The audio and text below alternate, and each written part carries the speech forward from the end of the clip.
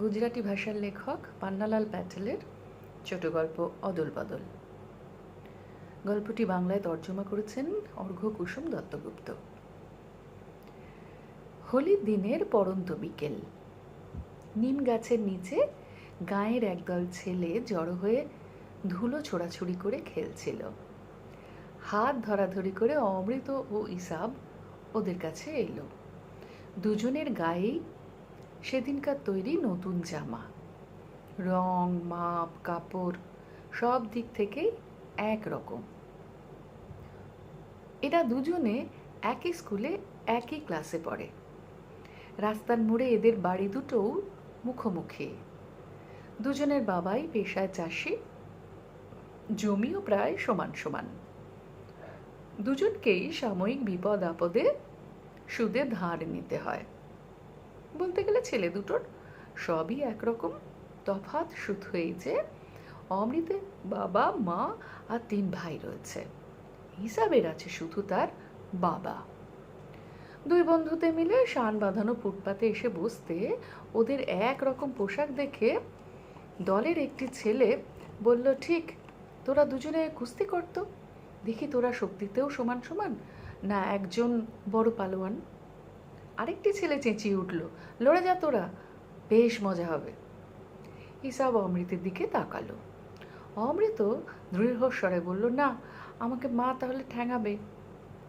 অমৃতের অত জোর দিয়ে বলার কারণ ছিল।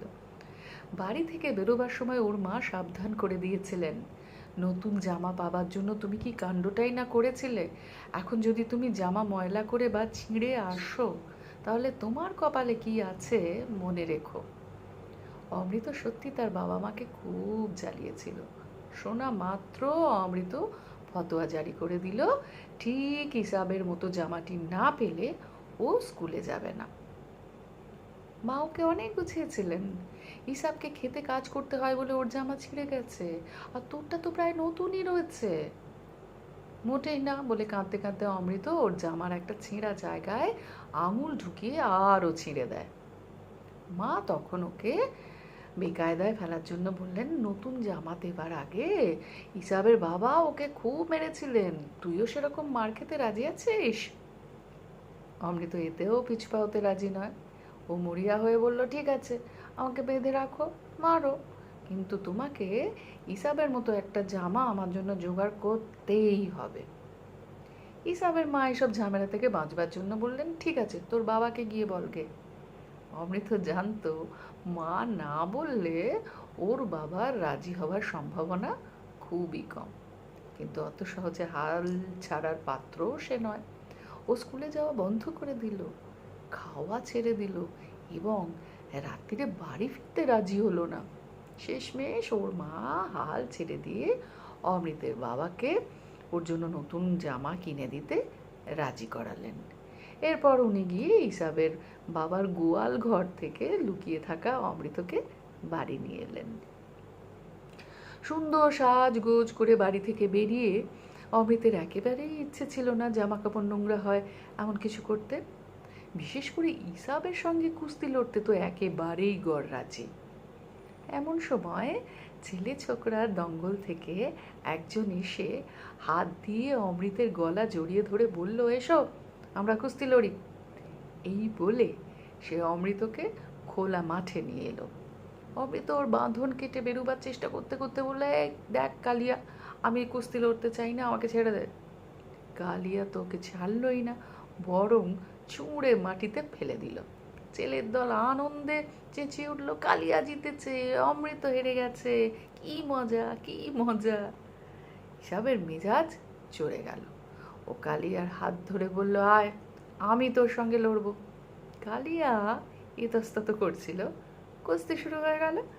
হিসাব ল্যাং মারতে কালিয়া ব্যাঙের মতো হাত পা ছড়িয়ে মাটিতে পড়ে গিয়ে চেঁচাতে লাগলো। তামাশা করে হলেও এখন ব্যাপারটা ঘোরালো হয়ে পড়েছে এবং কালিয়ার বাবা মা এসে ওদের পিটুতে পারে বুঝতে পেরে সবাই যে যেদিকে পারে পালিয়ে গেল। অমৃত আর হিসাবও রণভূমি ত্যাগ করলো। কিছুটা যেতেই অমৃতের নজরে এলো যে হিসাবের জামার পকেটও 6 ইঞ্চি পরিমাণ কাপড় ছিঁড়ে গেছে। ওরা ভয়ে কাঠ হয়ে গেল। ওরা জামা কতটা ছিঁড়েছে পরীক্ষা করছে। এমন সময় শুনতে পেল ইসাবের বাবা ইসাবকে ডাকছেন। ওদের তখন বুকের ধুকপুকুনি বন্ধ হবার জোগাড়। ওরা জানে ইসাবের বাবা ছেঁড়া শার্ট দেখা মাত্র ওর চামড়া তুলে নেবেন। উনি সুদখোরের কাছ থেকে টাকা ধার করে অনেক বাছাবাছি করে কাপড় কিনে জামা সেলাই করিয়েছিলেন। ইসাবের বাবা আবার চেঁচিয়ে উঠলেন, কে কাঁদছে? ইসাব কোথায়? হঠাৎ অমৃতের মাথায় একটা বুদ্ধি খেলে গেল। ও ইসাবকে টানতে টানতে বললো, আমার সঙ্গে আয়। ওদের দুই বাড়ির মাঝখানে ঢুকে অমৃত জামার বোতাম খুলতে লাগলো। ও হুকুম দিল, তোর জামা খুলে আমারটা পর। ইসাব বলল, তোর কি হবে? তুই কি পরবি? অমৃত বলল, শিগগির কর, নয় তো কেউ দেখে ফেলবে, আমি তোরটা পরবো। ইসাব জামা খুলতে লাগলো, যদিও অমৃত কি করতে চাইছে বুঝতে পারছিল না। বলল, জামা অদল বদল, কিন্তু তাতে সুবিধাটা কি হবে? তোকে তো তোর বাবা পিটবে। অমৃত বলল, নিশ্চয়ই ঠ্যাঙাবে, কিন্তু আমাকে বাঁচানোর জন্য তো আমার মা আছে। ইসাবের মনে পড়ল, ও দেখেছে যে অমৃতের বাবা যখনই মারতে গেছেন অমৃত ওর মায়ের পেছনে লুকিয়েছে। মার হাতে অবশ্য ওকে দু চারটে থাপ্পড় খেতে হয়েছে, কিন্তু বাবার ভারী হাতের মারের কাছে ও কিছুই নয়। ইসাব তবু ইতস্তত করছে। এমন সময় সে খুব কাছে কাউকে কাশতে শুনল। তক্ষুনি ওরা ঝটপট জামা অদল বদল করে গলি থেকে বেরিয়ে ধীরে সুস্থে নিঃশব্দে যে যার বাড়ির দিকে চলল। ভয়ে অমৃতের বুক ঢিপ ঢিপ করছিল, কিন্তু ওর কপালে ভালো যে দিনটা ছিল হোলির। সে সময় সবাই জানে কিছুটা ধস্তাধস্তি টানা হ্যাচড়া চলে। মা যখন দেখলেন জামাটা ছেড়েছে উনি ভুরু কুঁচকলেন, কিন্তু মাফ করে দিলেন। একটা ছুঁচ সুতো নিয়ে ছেঁড়া জামাটা রিফু করে দিলেন। এতে দুজনেরই ভয় কেটে গেল। ওরা আবার হাত ধরাধরি করে গ্রামের ধারে হোলির সময়কার বাজি আর বুড়ির বাড়ি পোড়ানো দেখতে গেল। একটা ছেলে ওদের জামা বদলানো দেখেছিল। সে ওদের আনন্দ মাটি করার জন্য বলল, তোরা অদল বদল করেছিস? সে তাদের জামা অদল বদল করা দেখে ফেলেছে এই আশঙ্কা করে তারা চলে যেতে চাইল, কিন্তু ইতিমধ্যে অন্য ছেলেরাও কি ঘটেছে জেনে চেঁচাতে লাগলো, অদল বদল, অদল বদল।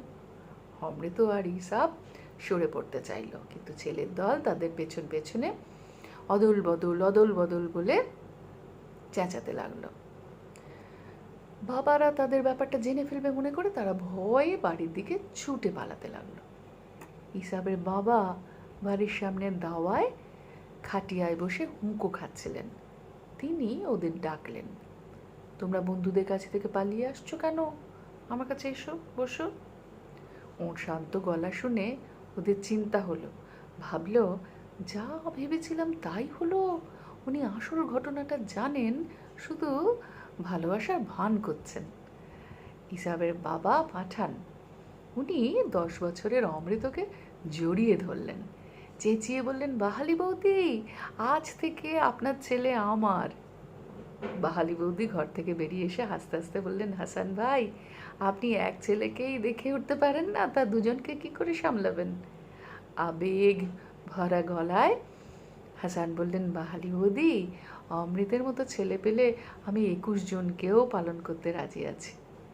কেশে গলা পরিষ্কার করে পাঠান বাহালি বৌদিকে বললেন, ছেলে দুটোকে গলিতে ডুবতে দেখেই ভেবে নিলাম, দেখতে হবে ওরা কি করে। পাড়াপড়শি মায়ের দল পাঠানের গল্প শোনার জন্য ঘিরে দাঁড়ালো। উনি অল্প কথায় ছেলেদের জামা বদলের গল্পটা বললেন।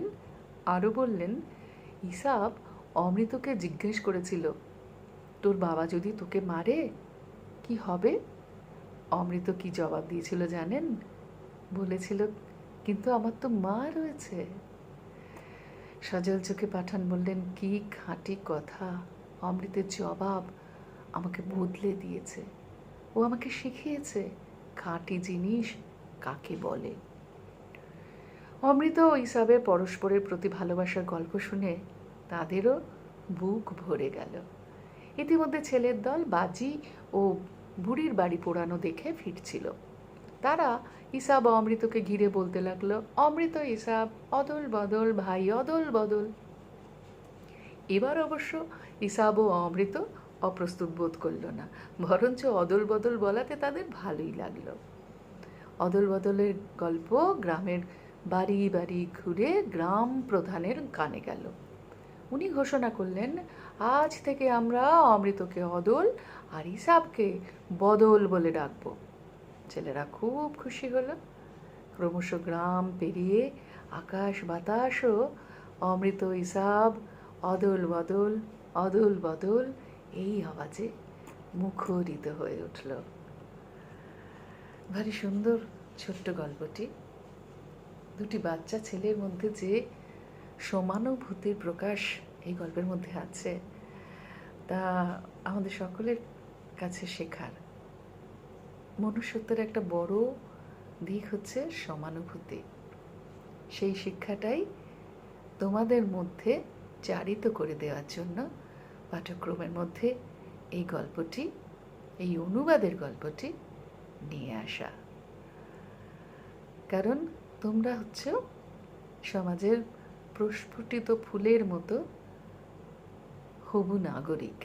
তোমাদের মধ্যে সমাজ চায় যে একে অপরের প্রতি ভালোবাসা, বন্ধুর জন্য সমানুভূতি, যার কিছু নেই তার পাশে দাঁড়াতে পারার জন্য মন যেন প্রতিটি মানুষের মধ্যে তৈরি হয়।